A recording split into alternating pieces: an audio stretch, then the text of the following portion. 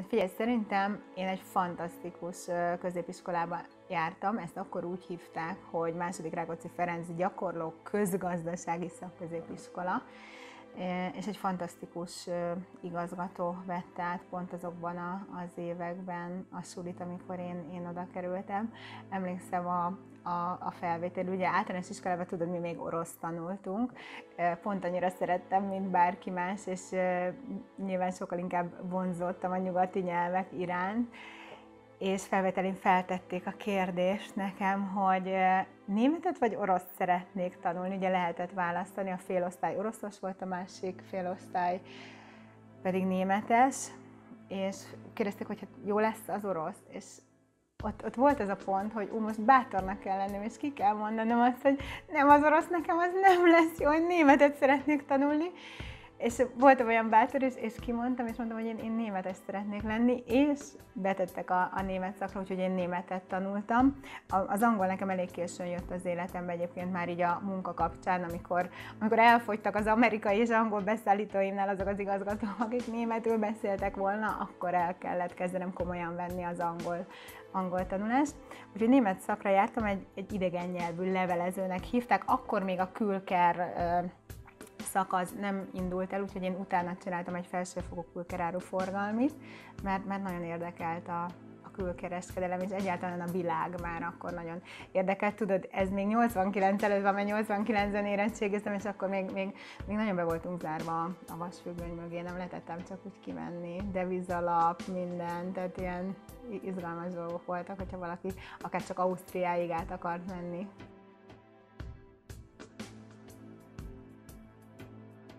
Volt, hát legjobb barátnőm, kezdjük ott, hogy ugye ebben a suliba 95% lány volt, és akkor volt a maradék 5% fiú. És rögtön az első évben, de hogy barátkoztam össze egy lánnyal, aki a legjobb barátnőm lett, így az első napokban még nem ismertem senkit, de volt egy meghívásom egy másik iskolából, ami egy fiúiskola volt, ahol csináltak valami bulit vagy diszkot, és meghívtak engem és egy barátnőmet, de mondom, nekem még itt nincs barátnőm, és így gyorsan körülnéztem az osztályban, mondom, ki a legszebb lány?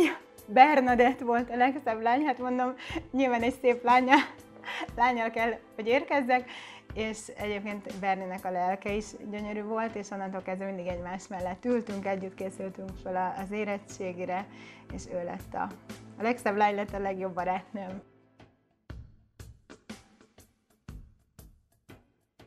Igen, neki 3 gyerek, és ugyanúgy néz ki, frankon mondom neked, ugyanúgy néz ki, mint 30 éve, tehát zseniális a csaj.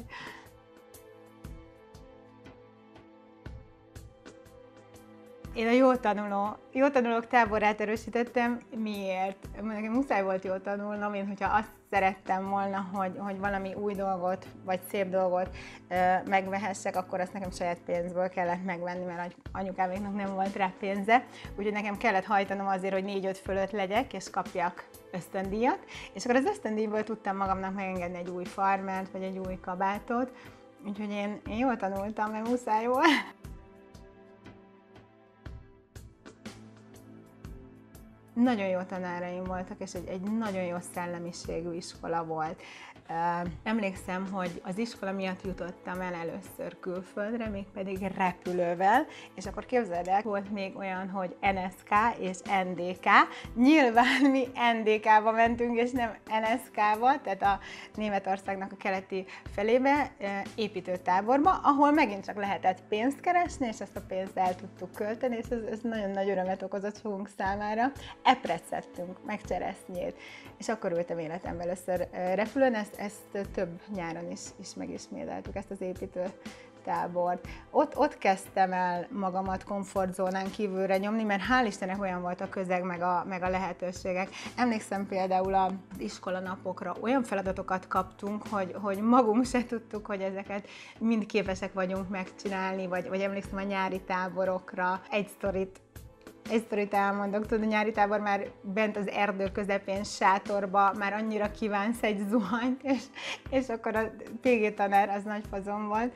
Oké, találtak zuhanyzót, megyünk zuhanyozni, mindenki hozzá a tülő közé, tudod, és halleluja, végre tiszta leszel már ebbe az őrült kózba, nyárba, melegbe, és akkor így mentünk keresztül az erdőn, és hol van már, és amikor tök fáradt voltál, még koszosabb voltál, akkor így mondták, hogy hát igazából zuhanyzó az nincs, ez volt a nagy orosz búvár szivattyú, és most megyünk vissza, úgyhogy ezt a nagy orosz búvár szivattyút nagyon megtanultam. Ami még nagyon tetszett, ha már a PG tanárt kimondtam, az, hogy nagyon szabad szellemű iskola volt. Ugye 87, 88, 89-et írunk, 89-ben hullott le a vasfüggöny, a berlini fal, Ausztriába kerítés átvágása, tehát akkor kezdett így liberalizálódni minden. Ugye mi tanultunk PG-t, politikai gazdaságtant, PG az annak a rövidítése, és volt annyira bátor a tanár, hogy így a szocializmus gazdaságtanát, ami a kötelező tankönyv volt, hogy azt így félreraktuk, és emlékszem, hogy ilyen, tudod, akkor még nem volt ilyen, tehát se mobil, se ilyen komputer, semmi, stencileken, indigóval, sokszorosított selyempapíron, tudod, ez az egész vékonypapír, szerintem elképzelni nem tudod, hogy ez hogy nézhetett ki, azon kaptuk meg tankönyvként a kapitalizmus gazdaságtanát, úgyhogy én már elég érdekes dolgokat tanultam azokon az órákon, és ez is annyira kinyitotta a szememet a világra, a világgazdaságra. Nagyon-nagyon jó suliba jártam.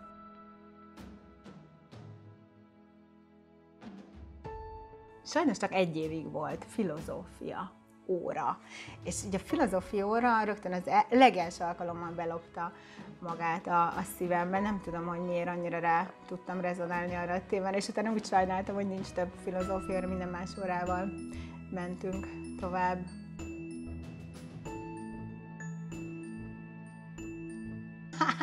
Emlékszem, első tornaóra, kötél, másszatok föl, minden 5. Szerinted ki volt az első 5. a névsorba? F betű, én, és nem tudtam fölmászni a kötélre, mert én csak rúdra tudtam mászni, aztán nyilván megtanultam kötélre is mászni, hogy befűzni a lábamat, meg minden, de ez az első égés, hogy nem tudok fölmászni a kötélre.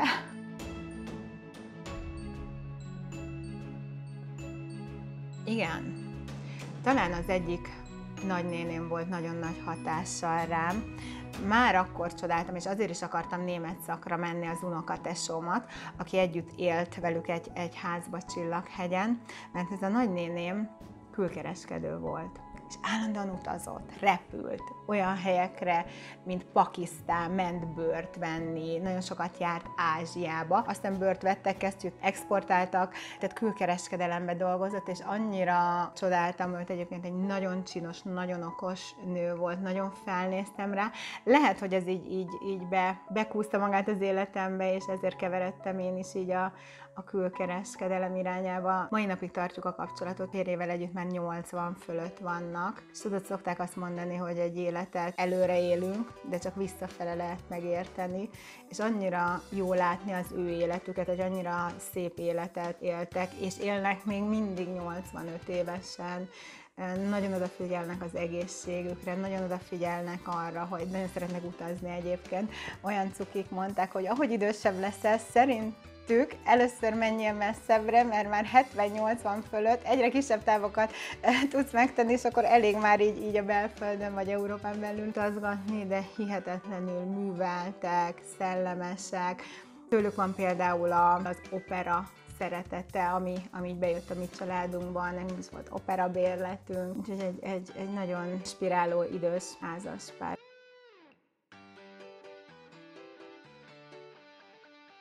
Középiskolában ami élményem nekem van, szerintem én egy unalmas valaki lehettem, mert nem vettem részt semmi balhéba. Emlékszem, hogy a csajok tudott szünetbe, WC, dohányzás, igazából engem az soha nem érdekelt. Akkor mindig csináltak valami balhét.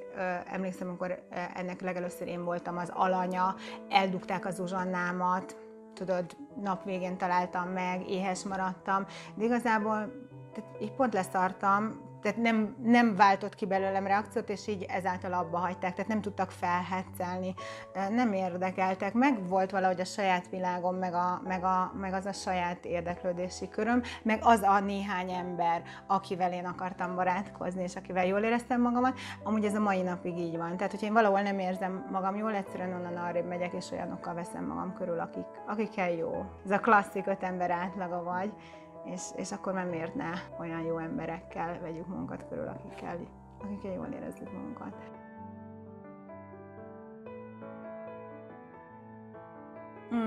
Így visszamenve és visszagondolva, meg már visszafelé látva, látom azt, hogy én egy olyan irányba indultam el, ami végül is az én utam lett. Ugye importőr cég vagyunk, külkereskedelünk, importálunk, kereskedünk, nagykereskedők vagyunk, és azok a középiskolai évek ezt gyönyörűen megalapozták, és az irány az gyakorlatilag folytatódott, és egy olyan szellemiséget, egy olyan látásmódot kaptam ott, ami tényleg nagyon klassz hatással volt az életem hátra levő részére, úgyhogy ha oda visszamennék, megint csak azt tudnám mondani magamnak, hogy az utadon vagy, és pont arra mész, amerre az utad visz.